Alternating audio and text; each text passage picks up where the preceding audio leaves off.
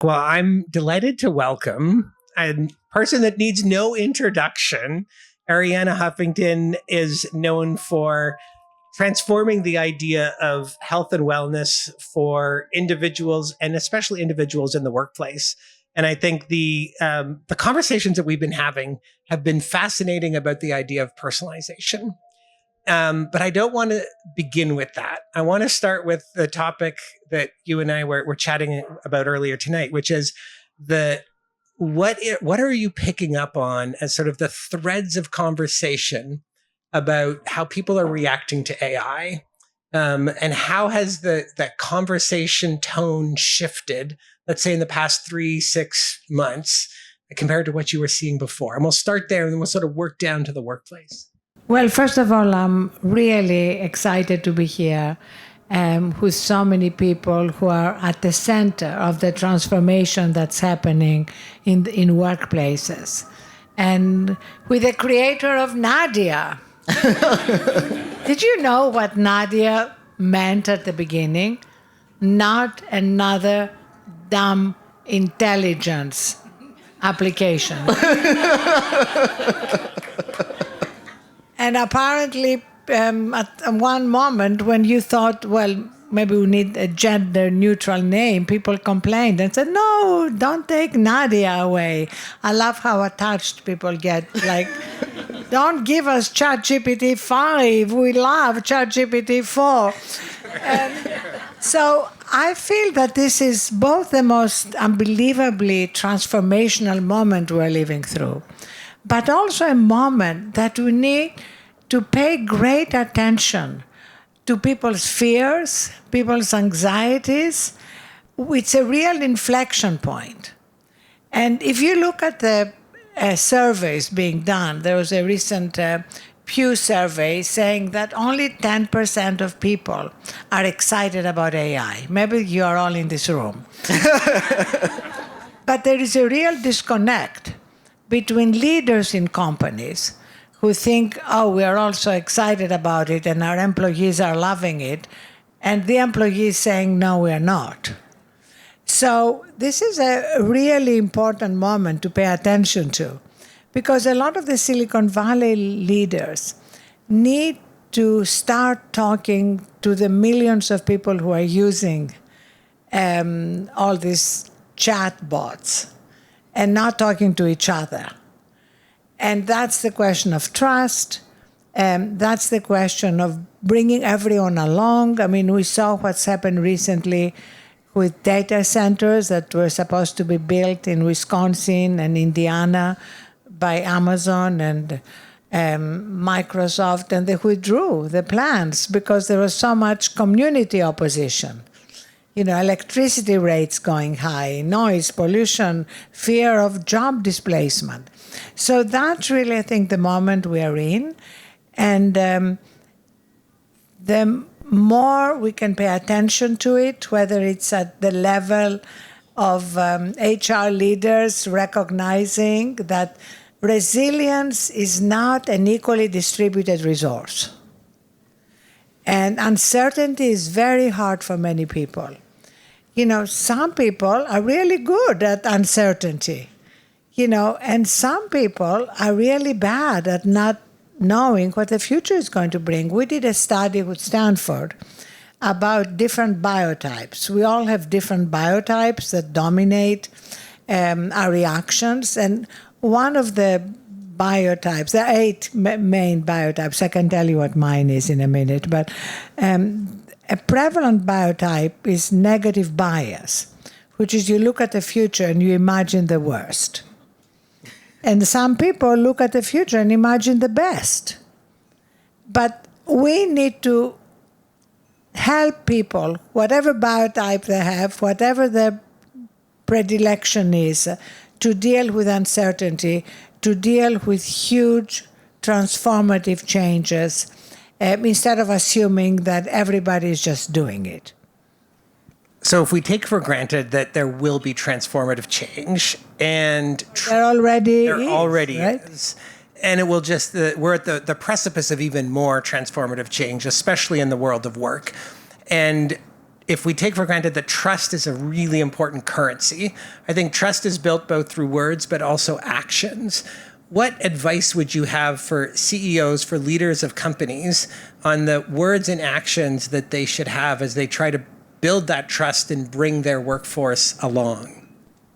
I think it's very important, and Parker, I've read some of the things you and Das have written, and you seem to really agree with that, to recognize that what we need to teach employees is not just technical skills, but that the human skills of navigating this world are incredibly important.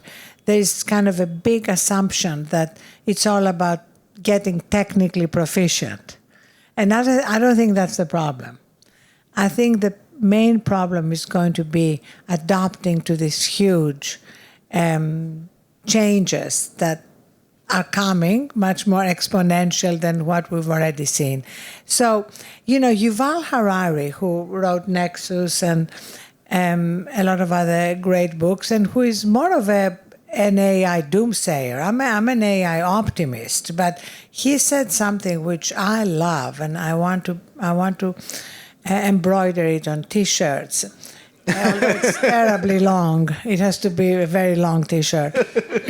But he said, if for every dollar and every resource we invest in developing the machines, we invest in developing humans, we are going to be okay. But if we place all the bets on the machines, we are not. And I'm afraid right now that we are putting all our bets on machines. Like, today there was an announcement by Mark Zuckerberg about their foundation focusing on LLMs and the AI possibilities to cure and prevent all disease. And I thought, come on. We know that we'll never cure and prevent all disease if people don't recognize that health is also what happens between doctor visits, between diagnoses. It's also what happens in our daily lives, like how we eat and how we sleep and how we exercise or don't, how we manage stress, how we connect. We have so much data and so much science that our habits, our daily habits, are much more important for our health than our genes. And yet we still have this talk about curing everything without involving humans. We're going to find the drug for you. No, we need to involve humans in their own health, which is obviously what I'm focused on, but in anything we are doing. And if you look at human history, the limiting factor has always been human nature. The limiting factor has not been technology. And that's why I love what you're doing, because you're dealing with humans and you see every day what they're going through. So you can't just have theoretical views about that. I once heard a quote that all literature can be boiled down to one of three themes: man versus science, man versus nature, man versus man, or man versus self. And it's interesting because the LLM AI folks are talking about man versus nature. Can we cure the disease? But as you say, man versus self. I'm a deeply flawed human being. And if AI could help me be a little bit more self-aware or build slightly better, healthier habit or slightly more reflective, that might be even more powerful than that man versus nature narrative. And you've been at the forefront of that. I wonder if you can explore that a bit. That's so great. I love that because, first of all, we need to acknowledge that human beings change. We are not like fixed. It's not like human nature is fixed, but machines can keep getting better and better. Human beings can keep getting better and better, and that better get better and better. I mean, I know for myself that if I was the same person now that I was in my 20s, I would consider my life pretty useless, like I didn't learn anything, right? And I think it's really important to see all of us as works in progress, and we all have the better angels and the lesser angels in us. And, Solzhenitsyn had this great line about the line separating good from evil crosses through every man's heart. It's not like these are the good people and these are the bad people. Some people have lesser angels more dominant and other better angels more dominant. But we have to believe in human redemption. And how can AI actually help us? I mean, that's one of the things I'm most excited about because of its power of personalization that you and I and us care a lot about, to tap into what's best in us. Exactly. Daz, I know you've got some questions on exactly that. Oh, well, I was going to say, I've got the lapel mic on. Thank you. I was kind of stepping back because I think one of the things that got me personally really excited about this conversation was that there's so many commonalities that are kind of the fundamentals of how we think. And, in engineering, there's this idea of first principles, which is kind of the thing from which you derive everything else. They're like the things that don't change. And I think you share 3 first principles of AI. The first is that it's this tool to unlock human potential. And the second is that its real superpower and how it's going to do that is that it's going to personalize information so that we each have a coach in every part of our lives. You need to book a trip. You have an AI coach that's going to help you do that better, right? You need to create a project management plan. An AI coach is going to help you do that better. And the third is that the quality of that coaching is going to be determined by the context that the AI has. And so I think kind of wanted to lay that foundation because I think we've explored a little bit of that, but just to give everybody else context, because I think that's going to be a big theme word tonight, I wanted to talk about those shared views. And I actually want to start with also where you both laid out some of this ground of this moment in time. So let's start with, what's the task you see for the people in this room? You've talked about the fear. You share these first principles of what the opportunity of AI is. What's the task for people here tonight? So I've shared this before, but I think if all of us in 5 years, if we're looking back and saying, what was it that we wished we got right? Or what was the most important thing? I think it is helping our workforces transition to this human plus AI era. And I share the belief that this is going to be a journey that will become difficult.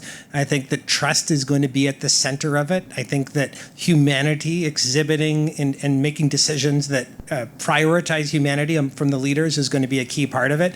And I think that the role of the CHRO in both helping the leaders see that and bringing the message from the front lines up to the leadership so that the excitement is there, but is tempered with reality, is a crucial role for CHROs. And then I think helping each individual person think through how can they work in this human plus AI era, and how do we help them transition there and provide the support for them. I think that's the core challenge that we need to get right in the next 5 years.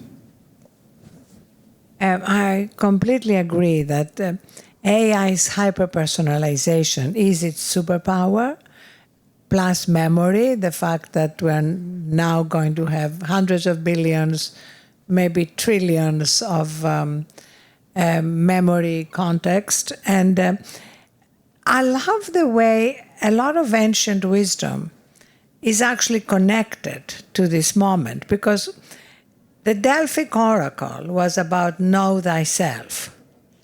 And self-knowledge is really the key to human development.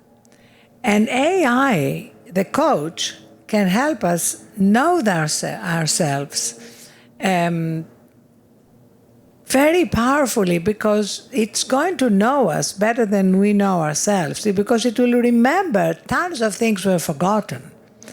If you onboard somebody on the coach, and when we have an AI health coach, and when we do onboarding, ours is only about health. But when we ask, how you sleep, on 5 behaviors, how you sleep, or what foods do you eat, or how do you move? We don't even call it exercise because millions of people don't move. Forget exercise. The minute you say exercise, they think you have to go to the gym. No, you have to get off the couch.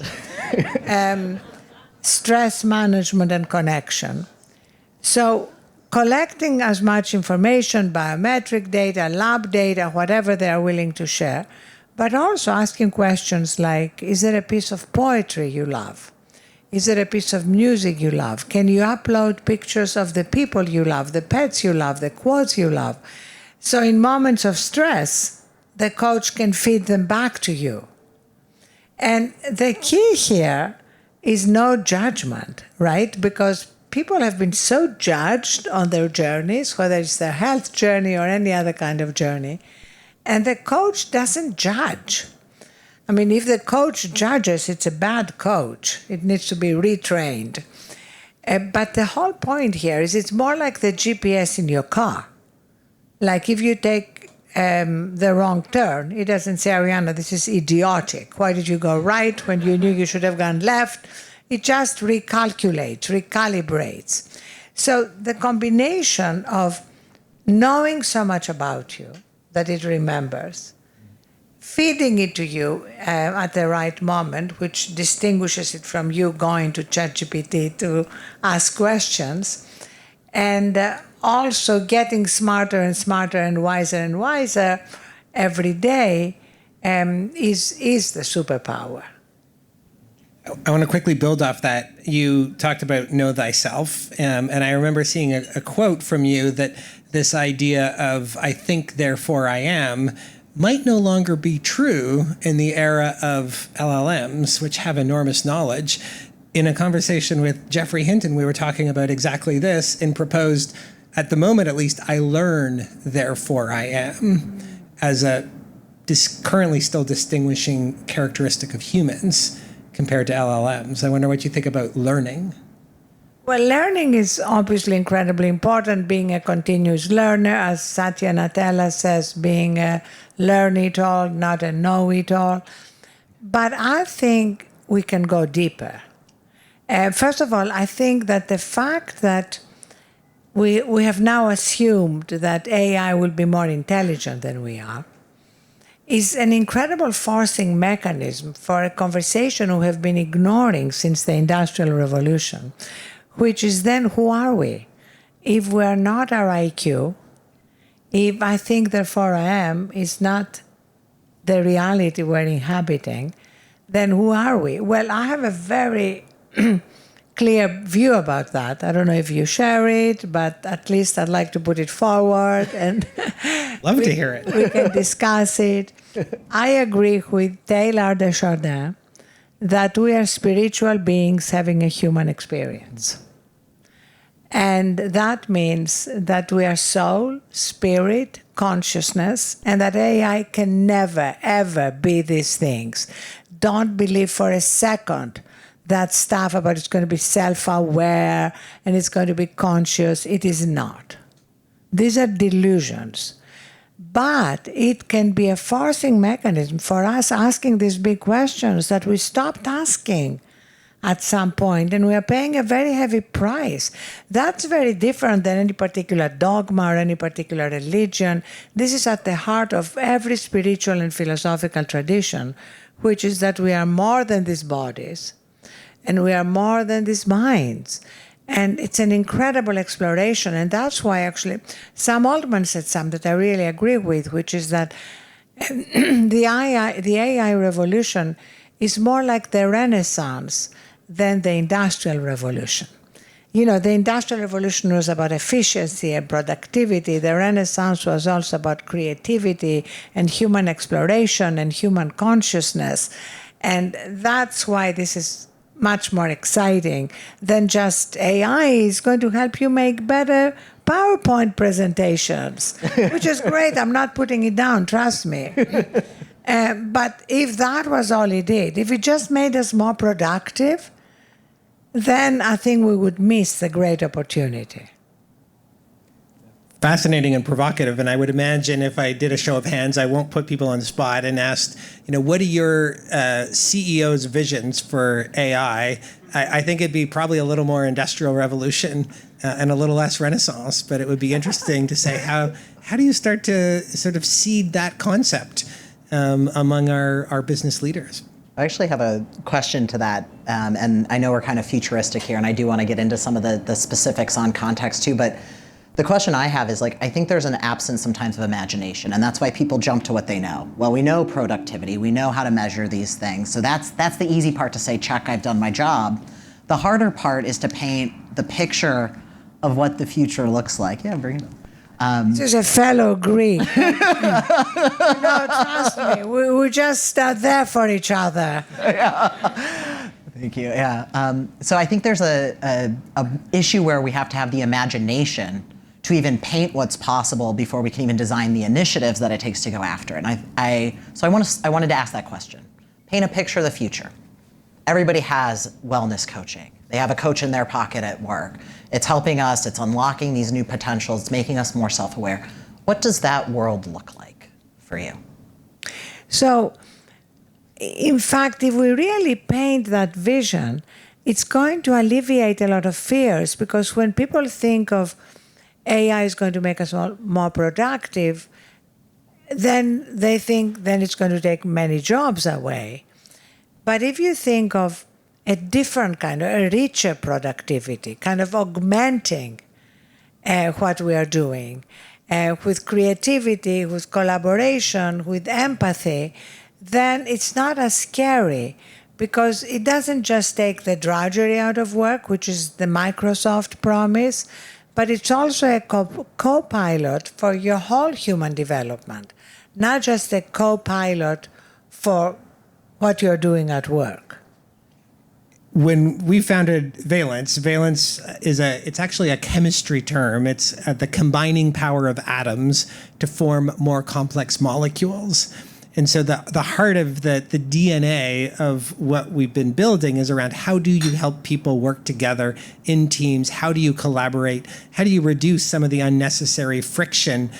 We've all been in in collaborative relationships that feel so powerful. We feel like we're in a flow state. We feel like we get one another, and we challenge and sort of put different viewpoints in front of each other. That's a very powerful, powerful moment. And it's very, very rare at work. And so Nadia, our AI coach, is not just designed to sort of take things, off of your plate, but it is to, how do I help you, encourage you to bring your whole self to those collaborations, to ask the question of the collaborator that you need to have, or to identify a friction point or a misunderstanding. And so for us, at least, it's very much on that side of things. AI can actually help you be a better and more creative collaborator. And that's, I think, where humans will still thrive in this human plus AI era. I love that. I think that's so important. And if we start talking more about that, I think we're also going to address our first question about the growing fears and mistrust. Incidentally, for those of you who don't know, Parker and I were both at Cambridge in England, the other Cambridge, 3,000 years apart, but that's another story. And I think it's so interesting that you studied engineering and you bring a lot of that into what you're building. And I studied economics, and I only learned two things that have stayed with me. And one is the concept of opportunity cost. Anytime we're doing something, we are foregoing doing something else. So I think we're at this moment when if we're just focused on productivity, we're going to miss the bigger opportunity. And the other thing that I learned was the concept of diminishing returns. And there are a lot of diminishing returns there if we don't unlock the fuller potential. So I think we've talked a lot about coaching and kind of at this level, and I want to get down to some of the practical ones, because I also know when I took the new role at Valence, I immediately got 1,000,001 emails from vendors telling me all the different AI I should be getting.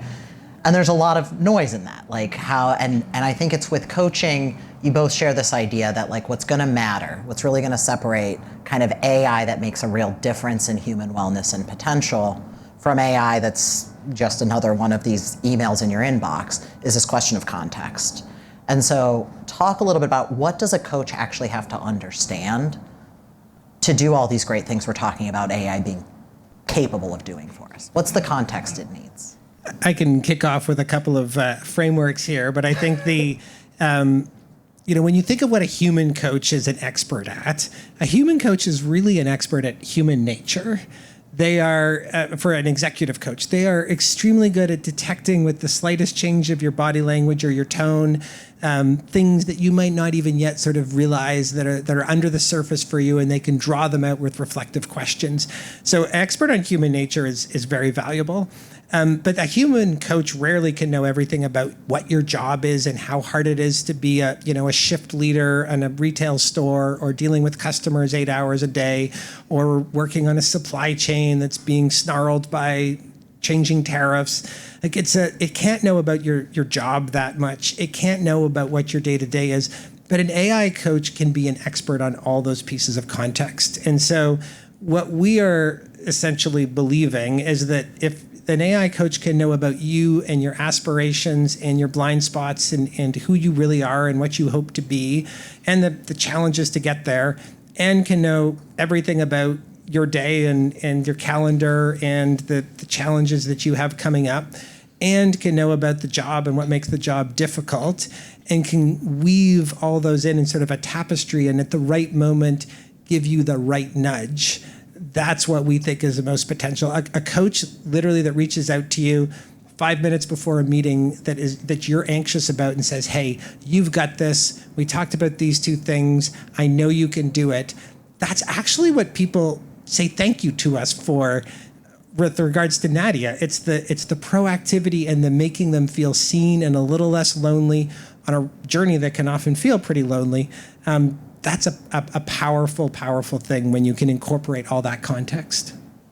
Absolutely. And what you said, we call micro steps. Like you said, 5 minutes before a meeting, you give some small nudges that make a difference. We break down our human health coaching interventions in tiny, tiny incremental steps. Like it could be, you have 10 minutes after you pick up your daughter from school at 3:15. Can you go for a walk? Or tomorrow you have a 6 o'clock flight. I have a 7:30 flight tomorrow morning, and wish me luck. So you better start your wind down routine by 10 so you can get some sleep before you start your day. So it's like little nudges based on what they know about you in specific ways, which, if you think of it, is the exact opposite of what has been done generally. Let's take health. You go to a doctor. Most doctors will never even mention sleep or nutrition or exercise. The few who mention are likely to tell you, go on a Mediterranean diet. What exactly does that mean? Or eat steamed broccoli. I don't want to eat steamed broccoli. The coach is really good at taking you on this journey early. Like we have a great nutrition director. Her specialty is swaps. Like when we onboard somebody and they say, and we ask them, what are your favorite unhealthy foods? Tell us, because we want to know everything about you. And somebody said Cheetos. I can't give up my Cheetos. So the coach isn't going to tell them, oh, you got to give up your Cheetos. Just replace them with kale. That's, we know that's not going to work. Maybe they'll do it for 2 days, but it's not going to happen. So, a good AI coach will say, here are some swaps you can do. Like there is a company called Reveal, and they produce a product called Power Curls. And it's crunchy, but it doesn't have the dyes and the chemicals that Cheetos have. Do you want to try them? Do you know what I'm saying? You start small and you know them and you are on their side and you are not judging them. And if they fall off the wagon, you are there to help them again. That's for me in any area, whether it's health, which is what we are focusing on, or any aspect of your work. We sometimes talk about expertise being the destination and personalization or coaching being the journey. And it's exactly as you described it. A coach gets you to take the right first step that you might have been hesitant to take. And it doesn't matter how big or small, probably small that step is. But someone that we were talking to, one of the users of Nadia, said, Nadia just helps give me the confidence. It's the confidence to do the thing. And I think that it's that journey, getting started on that journey, and a coach that is alongside you, non-judging on that journey. It's powerfully transformative. I know you've seen it in the users of your health coach, and just how much better that is than just getting advice about where you want to end up. One of the things that's interesting to me in this question of like context and good coaching is in all these examples you've painted, part of what I'm thinking is like some of the context that's hardest to build is really invisible. Like at companies, for instance, at least, I'm in my mid-40s, every job I've ever worked, the thing people complain about the most it's other people, right? And it's like you build that context in the old world really slowly over a bunch of barstool conversations.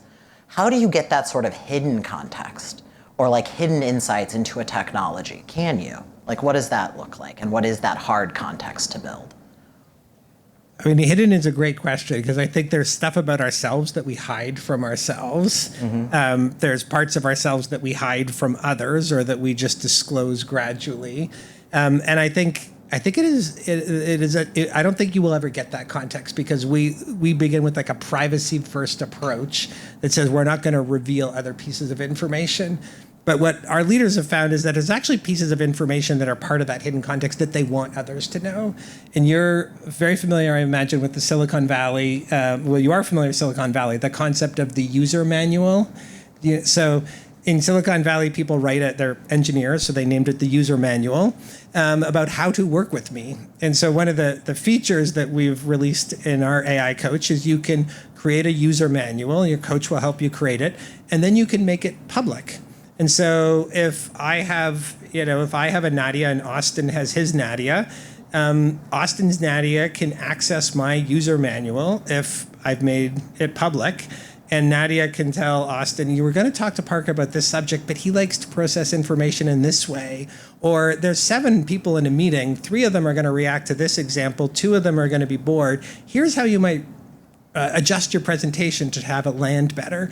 So that concept, we were sharing that. It was actually at the CEO level, and he said, I mean, that would increase the EQ of my company by 20 points. And I would choose to increase the EQ of my company by 20 points more than I would choose to increase the IQ of my company by 20 points. So I think there's elements of that, but there is a lot of sort of that hidden knowledge that is just going to take time to build. Absolutely. I would love to know these things about my coworkers. I would also love the coach to be trained on some general first principles about forgiveness and not assuming the worst from people. So let's say if you don't remember my user manual at that moment and you say something which I don't like, give me another chance. I think that's so important because we've moved to a time where people were walking on eggshells around each other because they might offend them by saying something or not saying something. And I think often this was in the service of creating a culture of greater belonging, but it had the exact opposite effect.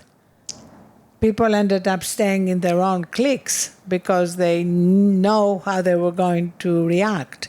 So I think I'd love to do both, and I think a sophisticated AI coach that has access both to the user manual but also to some first principles about being a human being on a journey to keep becoming a better and better human being, would do both. And going back to your point of, if the AI coach had as a starting point that we are souls living out existence on Earth, the advice would probably be a little bit different and probably richer and probably better for us and the people that we're with on a regular basis, I think. Exactly. There was a very interesting moment today. I don't know if anybody watched it, but there was a press conference at the White House where they announced a big reduction in GLP-1 cost down to $145 and available through Medicare.